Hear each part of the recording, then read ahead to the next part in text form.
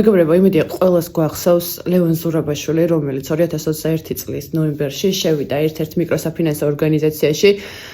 ყალბი ხელყუბარით და მოითხოვდა რაღაც გარკვეულ სოციალურ პოლიტიკურ ცვლილებებს. ეს ადამიანი ნამდვილად არის ძალიან თამამად შეგვიძლია ვთქვათ, რომ ძალიან დიდი დამსახურების ადამიანი, მან იცოდა, რომ ესეთი ერთი შევარდით და საკუთარი თავისუფლების რისკის ქვეშ დაყენებით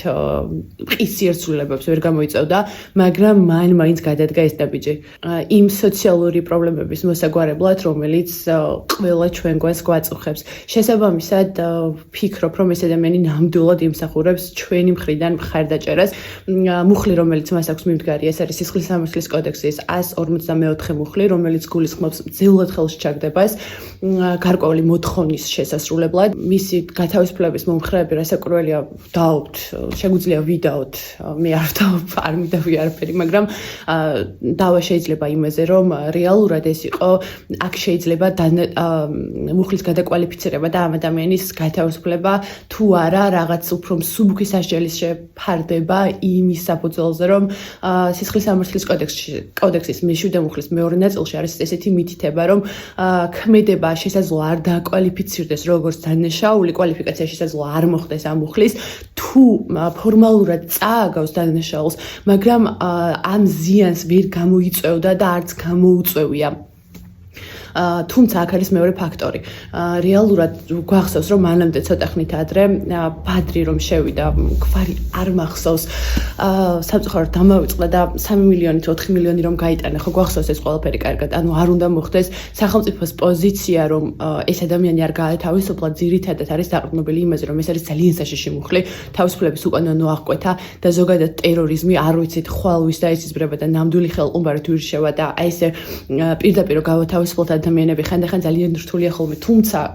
ბატონი ლევან ზურაბაშვილის შემთხვევა სრულიად განსხვავებულია. კიდევ ერთხელ ვამბობთ, მას ჰქონდა ყალბი ხელყუმბარა, ფიზიკურად ვერ გამოიწვევდა ამ ზიანს, მაგრამ თვითონ უფრო მასშტაბური საფრთხე შეიძლება წარმოიქმნას ამასთან დაკავშირებით. აქვე უნდა ვახსენოთ ძალიან საინტერესო აქტივისტი, არჩიბალდ მეკეში, რომელიც დაუღალავად მთელი ამ წლების განმავლობაში ცდილობს, რომ ცნობიერება აამაღლოს ხალხში და დაიცვას ამ ადამიანის უფლებები, სწორედ იმიტომ, რომ მან ჩვეულებრივი ადამიანების გამო გაწირა და საფრთხის ქვეშ დააყენა საკუთარი თავისუფლება, ოჯახი, დედა ყავს, რომელიც უკვე ასაკშია შესული, შესაბამისად ნამდვილად ჭირდება ამ ადამიანს ჩვენი მხარში დგომა. მე პირადად წარმომიდგენია ასე, რომ რადგან სახელმწიფო იცავს თავს, რომ ეს არის საკმაოდ საშიში მუხლი და ესე მარტივად არ უშვებს, თუმცა მე ვფიქრობ, რომ შეიძლება მისი გამოშვება, მაგრამ ესე პირდაპირ შეიძლება ვერ გამოუშვეს სახელმწიფომ და მე ვფიქრობ, რომ შეიძლება ისიც რამის მოფიქრება. ანუ რეალურად გამოვიდეს ძალიან ბევრი ადამიანი, რომელიც მოითხოვს ამ ჩვენი პატიმრის გათავისუფლებას და აი მაშინ თუ იქნება სახელმწიფოზე ამ ტიპის ზეწოლა, რომ ეს ადამიანი არის გამონაკლისი შემთხვევა და მოდი გამოუშვათ და გავათავისუფლოთ და მივუტევოთ და რეალურად მისატავებელი აქ სახელმწიფოს უფრო აქვს ვიდრე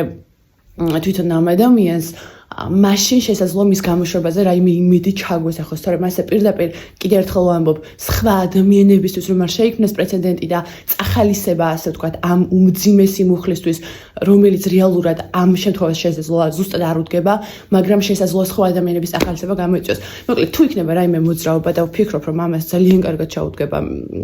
არჩიბალდის სათავეში, მეც ძალიან დიდი სიამოვნებით მივიღებ მონაწილეობას, როგორც ორგანიზაციულ ხასიათში, ასევე მეც გამოვალ და ქუჩაში დავდგები ძალიან დიდი სიამოვნებით მისი გათავისუფლების მოთხოვნით.